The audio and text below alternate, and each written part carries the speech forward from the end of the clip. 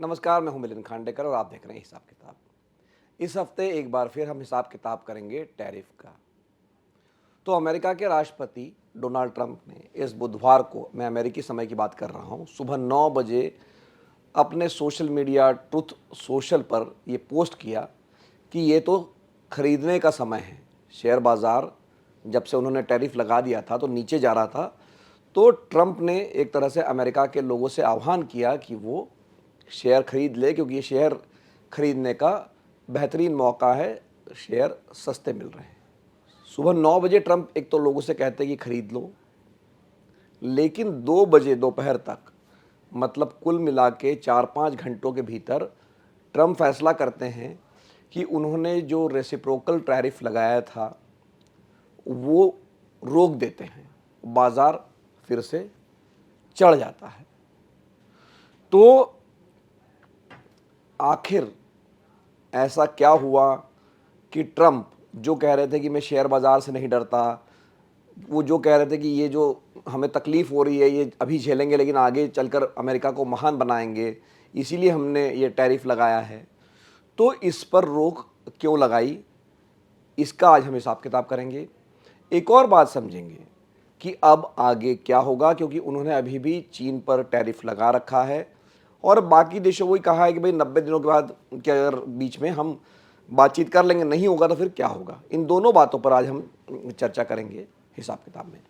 तो जैसा कि आप जानते हैं कि ट्रंप चुनाव से पहले से कह रहे थे कि अमेरिका में जो दूसरे देशों से सामान आ रहा है उस पर हम कम टैरिफ लगाते हैं, कम टैक्स लगाते हैं, जबकि जब हमारा माल उधर जाता है, दूसरे देशों में जाता है, तो ज़्यादा टैक्स लगाते हैं, हमारे लिए ट्रेड बैरियर खड़े करते हैं, मतलब कि अमेरिकी कंपनियों को उन देशों में कारोबार करने में दिक्कत होती है। तो इसीलिए उन्होंने 2 तारीख को, 2 अप्रैल को गाजे बाजे के साथ ये ऐलान किया कि आज लिबरेशन डे है और उन्होंने कहा कि सभी देशों पर 10% मिनिमम टैरिफ लगेगा। बेसिक टैरिफ या बेस टैरिफ इसको नाम दिया गया। इसके अलावा एक रेसिप्रोकल टैरिफ लगाने की भी बात कही गई।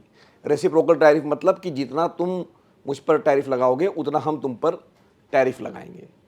तो इस तरह से जब ये रेसिप्रोकल टैरिफ लगा तो न केवल अमेरिका के बल्कि पूरे दुनिया भर के शेयर बाज़ार में हाहाकार मच गया, क्योंकि शेयर बाज़ार में 2 तरह की, सबसे बड़ा ये डर था कि ये जो टैरिफ लगाया है इससे कारोबार में कमी होगी और अमेरिका में मंदी आ जाएगी, और अगर अमेरिका में मंदी आने का मतलब ये है कि पूरी दुनिया मंदी की चपेट में आ सकती है।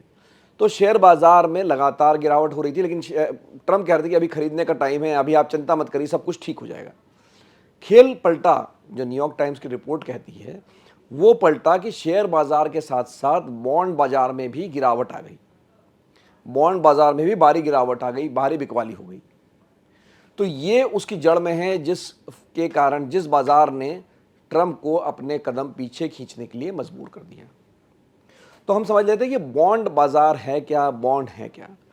तो देखिए, चाहे सरकार भारत की हो या अमेरिका की हो, सरकार खर्चे ज़्यादा करती है और उसकी कमाई कम होती है।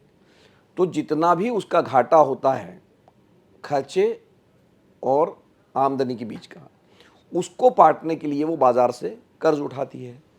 और कर्ज उठाने का मतलब ये होता है कि वो बॉन्ड जारी करती है 10 साल के लिए, अमेरिका की सरकार 30 साल के लिए, भारत की सरकार भी ऐसे ही करती है। तो ये जब उसको कहते हैं कि जब ये बॉन्ड जारी करते हैं तो उस पर वो बाज़ार में जारी करते हैं, बाज़ार में लोग, देश, कंपनियां, इन्वेस्टर इन बॉन्ड्स को खरीदते हैं, कर्जा वो अमेरिका सरकार को एक बार देते हैं और इस पर एक लगभग 4% का ब्याज जो है अमेरिका की सरकार उन बॉन्ड पर सालाना देती रहती है। अमेरिका में जब ये ऐलान हुआ कि टैरिफ लगेगा तो आम तौर पर जो शेयर बाज़ार है, जहाँ पर कि कंपनियों के शेयर का कारोबार होता है, और बॉन्ड बाज़ार है जहाँ, जैसे मैंने कहा कि जो अमेरिका या की सरकार जो बॉन्ड जारी करती है उसकी जो ट्रेडिंग होती है वो है बॉन्ड बाज़ार। तो आमतौर पे ये होता है कि जब शेयर बाज़ार ऊपर जाता है तो बॉन्ड बाज़ार नीचे जाता है, क्योंकि ये डेट इंस्ट्रूमेंट है या फिक्स रिटर्न इंस्ट्रूमेंट है। और जब शेयर बाज़ार नीचे जाता है, जब अनिश्चितता होती है, तो बॉन्ड का बाज़ार ऊपर जाता है। लेकिन इस बार सब कुछ उल्टा हुआ। इस बार शेयर बाज़ार भी नीचे गया और बॉन्ड का बाज़ार भी नीचे चला गया। बॉन्ड में भी भारी बिकवाली हो गई। शेयर बाजार तो बेच ही रहे थे, लेकिन बॉन्ड में भी भारी बिकवाली हो गई। आमतौर पे जब शेयर बाजार में जब बिकवाली होती है तो लोग वहाँ से पैसे निकाल कर बॉन्ड में, अमेरिका के जो सरकारी बॉन्ड है उसमें लगा देते हैं, क्योंकि उसमें 4% का रिटर्न मिलना तय माना जाता है। वो सबसे सेफ इन्वेस्टमेंट दुनिया का माना जाता है। तो न केवल इन्वेस्टर्स जो अमेरिका के हैं, बल्कि चीन हुआ, भारत हुआ, जापान हुआ, तमाम दुनिया की सरकारें अमेरिका की जो ट्रेजरी बिल्स जिसको हम कहते हैं उसमें वो निवेश करते हैं। लेकिन इस बार क्या हुआ कि बिकवाली शुरू हो गई, क्योंकि उनको लगा कि महंगाई बढ़ेगी, मंदी आ सकती है, तो वहाँ पर भी इस डर से ब्याज दरें बढ़ना शुरू हो गई। और जब ब्याज दरें बढ़ना शुरू हो गई तो वहाँ पर बिकवाली हो गई। अप्रैल में जब से ये टैरिफ शुरू हो चुके हैं, आधा % जो है वो रिटर्न बढ़ गया, जो करीब 3.9% के आसपास था वो 4.4% पे हो गया। तो ये इतनी तेज़ी से कभी भी स्पाइक बॉन्ड मार्केट ने हाल के वर्षों में नहीं किया था।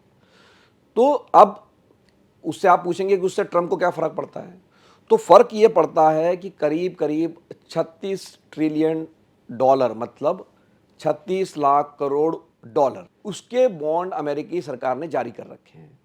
और इसमें साल का जो उसको ब्याज देना पड़ता है वो लगभग होता है 1.5 लाख करोड़ डॉलर। तो अब आप ये समझिए कि जब 0.5% से अगर बॉन्ड का जो रिटर्न है, ब्याज दर है, वो बढ़ जाती है, तो अमेरिकी सरकार को कितने ही हज़ारों करोड़ डॉलर जो है एक अनुमान के हिसाब से कम 15,000 करोड़ डॉलर से लेके 25,000 करोड़ डॉलर के बीच में अमेरिकी सरकार को ज़्यादा ब्याज चुकाना पड़ता है ये बॉन्ड बाजार क्रैश करने से। तो कहाँ तो ट्रम्प जो है अमेरिकी सरकार का खर्च कम करने निकले हैं, डॉज बनाया है उन्होंने कि छटनी कर रहे हैं, सरकार के खर्च कम कर रहे हैं, और दूसरी तरफ ये जो टैरिफ लगा दिया है उससे उनको ब्याज ही ज़्यादा देना पड़ जाता, और ये तो 4.4 तक पहुंचा हुआ था, ये और भी बढ़ने की आशंका थी। तो इसलिए ट्रम्प को मजबूर होके पैर पीछे खींचने पड़े। इसके अलावा भी एक दो कारण थे, जैसे कि जो अमेरिका में मंदी की आशंका बनी हुई थी, ये बात कह रहे थे कुछ लोग कि 60% तक भी मंदी हो सकती है, 40 से 60% तक की आशंका लगाई जा रही थी कि अमेरिका में मंदी आ सकती है। तो ये जो टैरिफ था इसका फ़ायदा कम और जब नुकसान ज़्यादा दिखने लगा तब ट्रंप ने पैर अपने पीछे खींच लिए। तो अब सवाल ये है कि आगे क्या होगा। तो देखिए, ट्रंप की जो फितरत है, वो खुद भी कहते हैं कि मैं डील मेकर हूँ, मैं सौदे करना जानता हूँ। तो जहाँ तक भारत का सवाल है, भारत की बातचीत प्रधानमंत्री इस वर्ष शुरुआत में जब अमेरिका गए थे, तब से भारत और अमेरिका के बीच में व्यापार समझौते को लेकर, मतलब कौन देश किस सामान पर, सर्विस पर कितना टैरिफ लगाएगा या कितना बाजार हम खोलेंगे, बंद करेंगे, इस पर बातचीत चल रही है। अप्रैल महीने में भी ये बातचीत के लिए अमेरिका से डेलीगेशन आया था, और भारत का अनुमान ये है कि अगले 6 महीने में ये बातचीत पूरी हो जाएगी।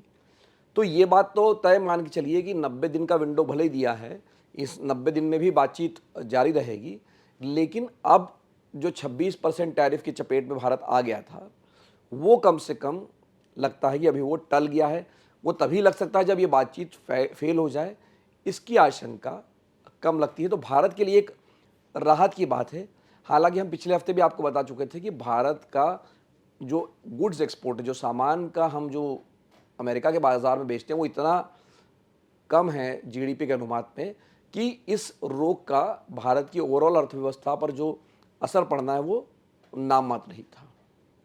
तो कुल मिला के ये जो टैरिफ पे जो तारीख पड़ी है 90 दिन की, ये हो सकता है और तारीख पर तारीख पड़ जाएगी।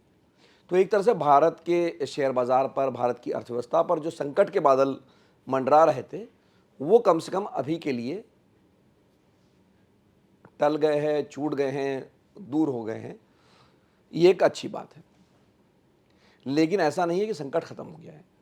देखिए, अभी भी अमेरिका और चीन की लड़ाई चल रही है। ट्रंप को भी चूँकि इस टैरिफ से जो एक एग्ज़िट चाहिए था, उनको इससे बाहर निकलना था, तो उन्होंने निकलते-निकलते ये कह दिया कि बाकी लोगों को तो मैं माफ़ कर रहा हूँ, लेकिन चूँकि मुझ पर चीन ने बदले की कार्रवाई की है, तो मैं भी टैरिफ लगाऊँगा। और वो पहुँचते पहुँचते अब 150%, मतलब चीन का कोई सामान अमेरिका में जाएगा तो वो 150% उस पर टैरिफ लगा दिया अमेरिका ने, और चीन भी इतना ही टैरिफ लगाएगा। तो लगभग आप समझिए कि नामुमकिन हो गया कि अमेरिका और चीन के बीच में कोई व्यापार हो सकता है। तो ये दो बड़े देश हैं, चीन जिसको आप कह सकते हैं कि दुनिया का सारा सामान लगभग वही बनाता है, सबसे बड़ा कारखाना दुनिया का अगर कोई है तो वो है चीन, और उस माल की खपत सबसे ज़्यादा अगर किसी बाजार में होती है तो वो है अमेरिका। तो जो देश का, दुनिया का जो सबसे बड़ा कारखाना है और दुनिया का सबसे बड़ा जो बाजार है, ये आपस में लड़ रहे हैं। तो ये लड़ाई नेचुरली जो दुनिया की जो अर्थव्यवस्था है उसके लिए अच्छी बात नहीं है। लेकिन मैंने जैसे कहा कि ट्रंप अपने आप को डील मेकर कहते हैं, तो वो भी कह रहे हैं कि मैं भी बातचीत के लिए तैयार हूँ। चीन भी कह रहे हैं कि आप धमकियाँ मत दीजिए, मैं बातचीत के लिए तैयार हूँ। तो हो सकता है, अभी हमारे पास इसकी कोई टाइमलाइन नहीं है, ना कोई जानकारी है, लेकिन हम जो उनका पहले का व्यवहार है चीन के साथ भी, जैसे टिकटॉक जो चीन का सोशल मीडिया ऐप है, उस पर अमेरिका में रोक 19 जनवरी से ही लग गई थी कि वो अगर अपनी टिकटॉक को जब तक किसी अमेरिकी कंपनी को नहीं बेचेंगे तब तक वो टिकटॉक नहीं चला पाएंगे। लेकिन इस पर भी तारीख गुजर गई, 75 दिन की जो डेडलाइन थी वो चली गई, उसको ट्रंप ने फिर से 75 दिन का एक्सटेंशन दे दिया है।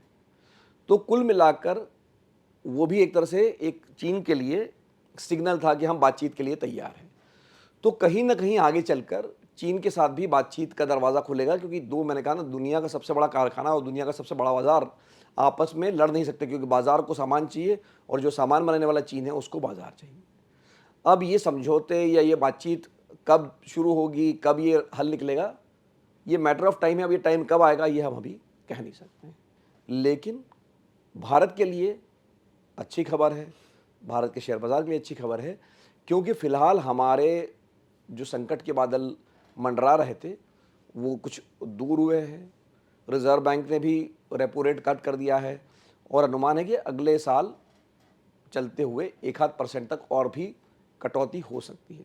तो कुल मिला के भारत की अर्थव्यवस्था में तेज़ी लाने के लिए, ग्रोथ लाने के लिए सारा जो माहौल बन रहा है उसका आगे चलकर निश्चित रूप से फ़ायदा हो सकता है। तो आज के हिसाब किताब में इतना ही। अगर आपके कोई सवाल है तो हमेशा की तरह कमेंट बॉक्स में लिखकर भेजिए, मेरा प्रयास होगा उनका जवाब देने के लिए। एक बार फिर से हिसाब किताब देखने के लिए आपका बहुत बहुत धन्यवाद। नमस्कार।